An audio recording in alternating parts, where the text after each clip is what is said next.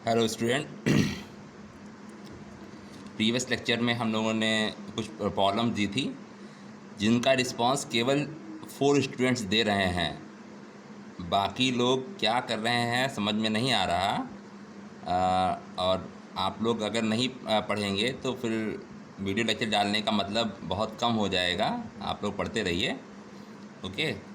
Now prime number का solution. सबसे पहले तो प्राइम नंबर क्या होता था बताया था मैंने कि प्राइम नंबर वो नंबर है जो या तो सेल्फ से डिवाइड होता है या 1 से। जैसे सपोज है 23 है, ये या तो 23 से पूरा पूरा डिवाइड होगा जिसका रिमाइंडर 0 आएगा, और या ये 23 डिवाइड बाई 1 होगा तब इसका रिमाइंडर 0 आएगा। सिर्फ दो ही केसेस में। जैसे 21 है, ये 3 से डिवाइड हो जाता है, 7 से डिवाइड हो जाता है है ना। तो इसमें ऐसा कुछ नहीं होगा। ठीक है।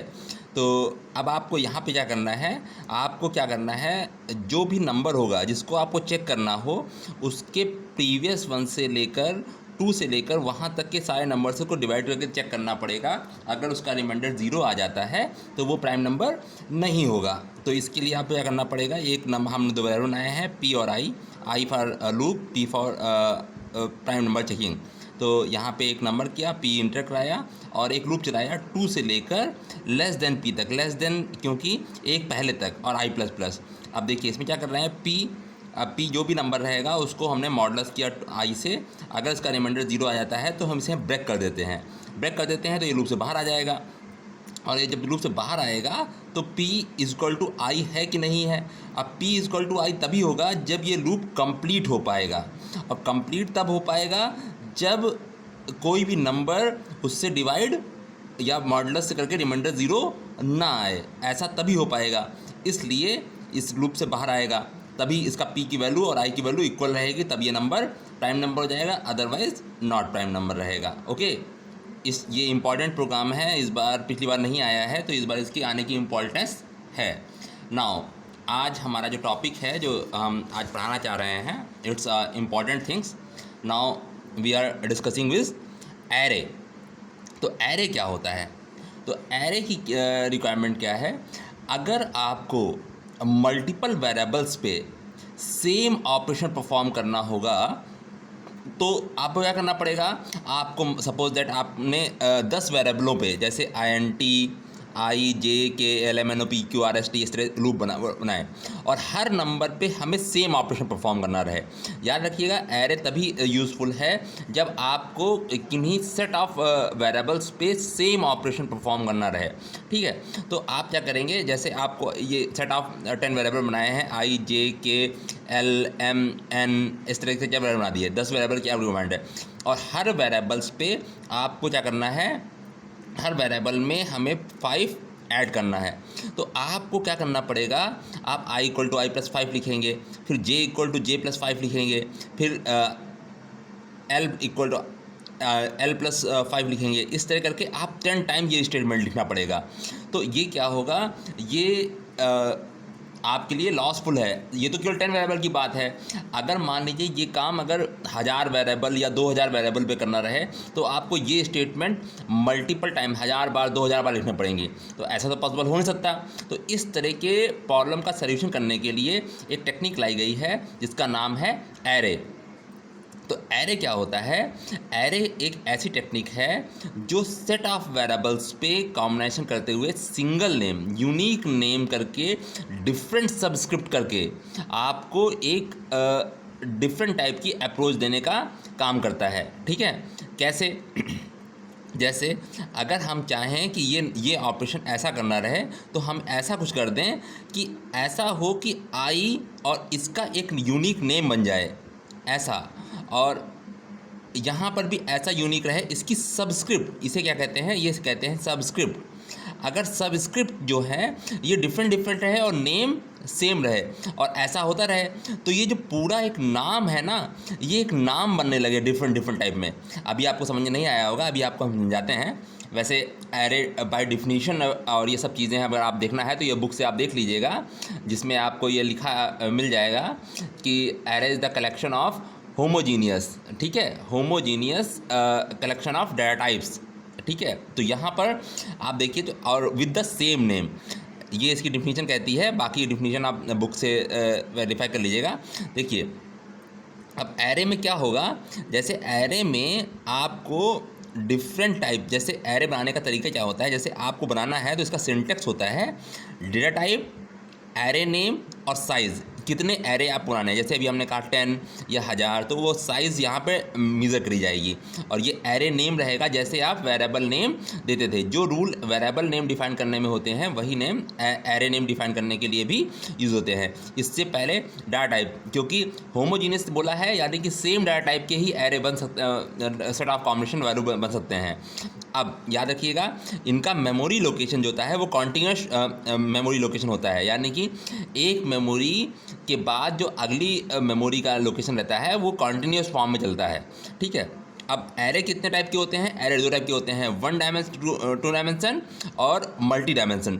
मल्टी डायमेंशन में 2 और मोर, वैसे कुछ बुकों में 1 डायमेंशन, 2 डायमेंशन और मल्टी डायमेंशन 3 चीज़ दी होगी, लेकिन बेसिकली माना जाता है कि 1 डायमेंशन और मल्टी डायमेंशन। मल्टी डायमेंशन में 2 और मोर कुछ भी हो सकता है। सबसे पहले 1 डायमेंशन की बात करते हैं। 1 डायमेंशन का सिंटेक्स होता है data type, space, array name और साइज़।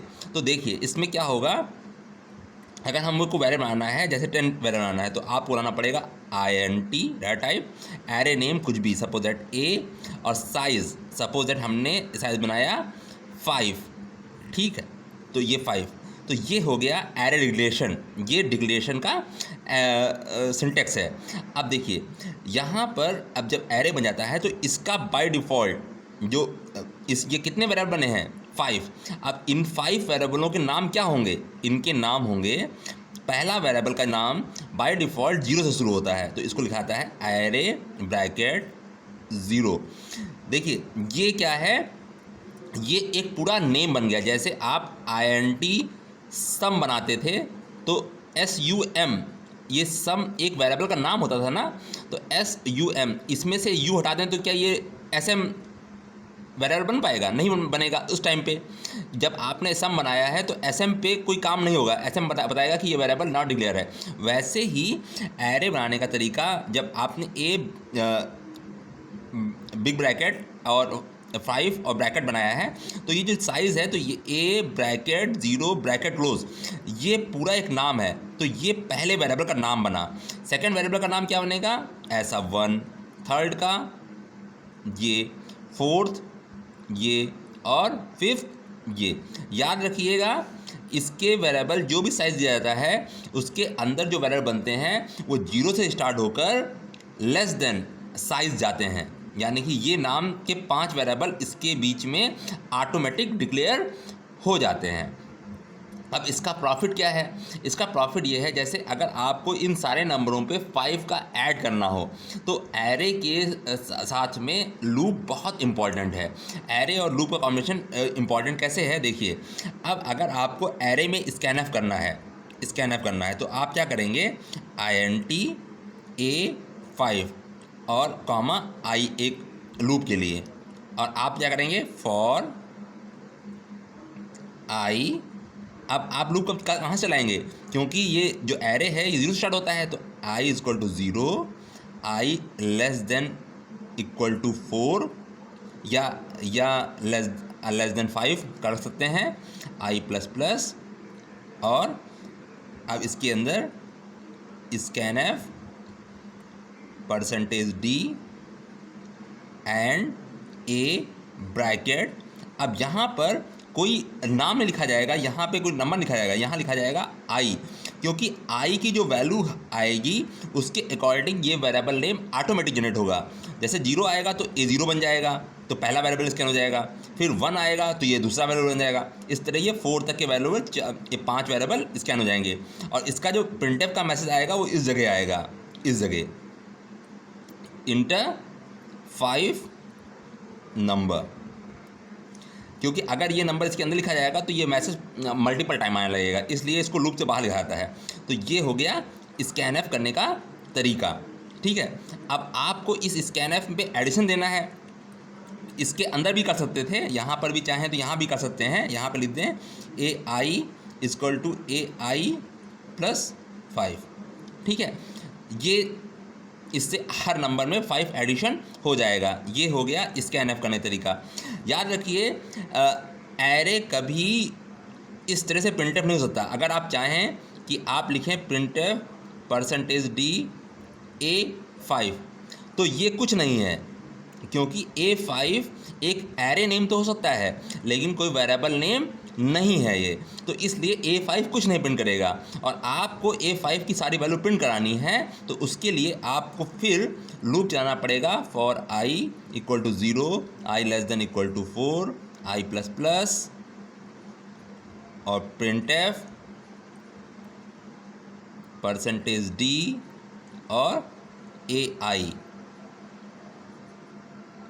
अब आपकी ये पांचों वैल्यू प्रिंट होंगी जो भी ऐड होके आई होंगी। ठीक है, ये तरीका है एरे को यूज़ करने का। अब आपके लिए 2 क्वेश्चंस हैं। आप एक प्रोग्राम बनाइएगा सर्चिंग का, यानी कि एक सेट ऑफ नंबर्स को इंटर कराइएगा। जैसे आपने इंटर कराया 15, 3, 25, 29, 6, सपोज दैट, ऐसा इंटर करा दिया या कुछ भी इंटर कराया। और इसमें आपका क्या प्रोग्राम बनेगा, सर्चिंग। एक नंबर लेंगे n जिसमें आपको कोई नंबर इंटर करेगा और ये नंबर इन 5 नंबरों में अवेलेबल है या नहीं। अगर अवेलेबल है तो ब्रेक और इन सबको यूज़ करते हुए दिखाएंगे कि एलिमेंट फाउंड, अदरवाइज दिखाएंगे एलिमेंट नॉट फाउंड। अब इस प्रोग्राम को आप ट्राई करिएगा और मुझे करके बताइएगा। थैंक यू बेटा।